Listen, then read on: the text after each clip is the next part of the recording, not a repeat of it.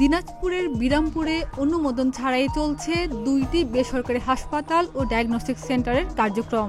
স্বাস্থ্য বিভাগের নিয়ম নীতি তোয়াক্কা না করে চিকিৎসা সেবা দিচ্ছে বিরামপুর স্কয়ার হসপিটাল ও ডায়াগনস্টিক সেন্টার এবং গ্রামীণ আই অ্যান্ড হেলথ কেয়ার হাসপাতাল। স্বাস্থ্য বিভাগের নিয়ম অনুযায়ী কোনো বেসরকারি হাসপাতাল বা ডায়াগনস্টিক সেন্টার পরিচালনার জন্য পৌরসভার ট্রেড লাইসেন্স, বজ্র ব্যবস্থাপনা licence, income tax certificate, fire certificate, শ্রম অধিদপ্তর ও পরিবেশ অধিদপ্তরের ছাড়পত্র এবং স্বাস্থ্য বিভাগের অনুমোদনপত্র বাধ্যতামূলক। কিন্তু এই দুই প্রতিষ্ঠানের কোনটির কাছেই নেই এসব কাগজপত্র।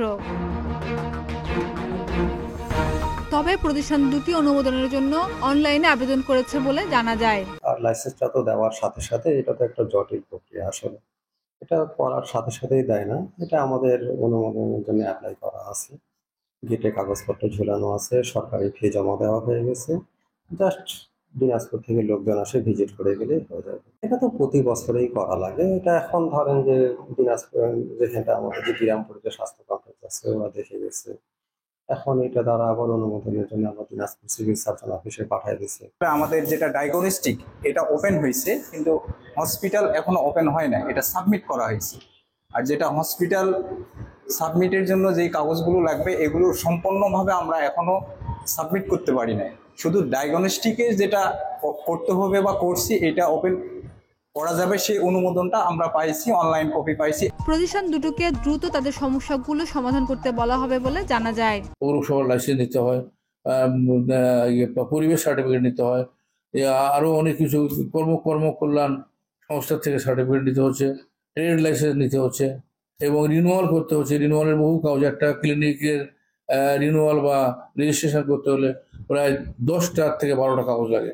মানে অনুমোদন পাইনি তাদেরকে সভাপতি হিসাবে আমি, আমার যে এখানে কমিটি আছে, বিশেষ করে মহাদ্দিস সাহেব, উনি আমার সেক্রেটারি, অ্যাসিস্ট্যান্ট সেক্রেটারি, তাদেরকে পাঠাবো এবং ইনকোয়ারি করে আসে বলবো তারা যেন অতি সত্বর তারা যেন রেজিস্ট্রেশন নিয়েই, কাগজপত্র নিয়েই যেন বসে।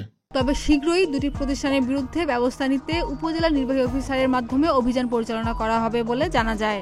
স্কয়ার হাসপাতাল আমরা এই বিষয়ে আমরা অবগত আছি। স্কয়ার হাসপাতাল আমাদের কাছে একটা অনুমতির জন্য, বজ্র ব্যবস্থাপনার অনুমতির জন্য একটা আমাদের কাছে চিঠি আসছে প্রশাসনের পক্ষ থেকে। আমরা সেটার সাপেক্ষে আমরা তদন্ত করেছি এবং আমরা তদন্ত রিপোর্ট অলরেডি আমরা পাঠিয়ে দিয়েছি। এই ব্যাপারে প্রয়োজনীয় প্রশাসনের সাথে কথা বলে প্রয়োজনীয় ব্যবস্থা নেওয়া হবে।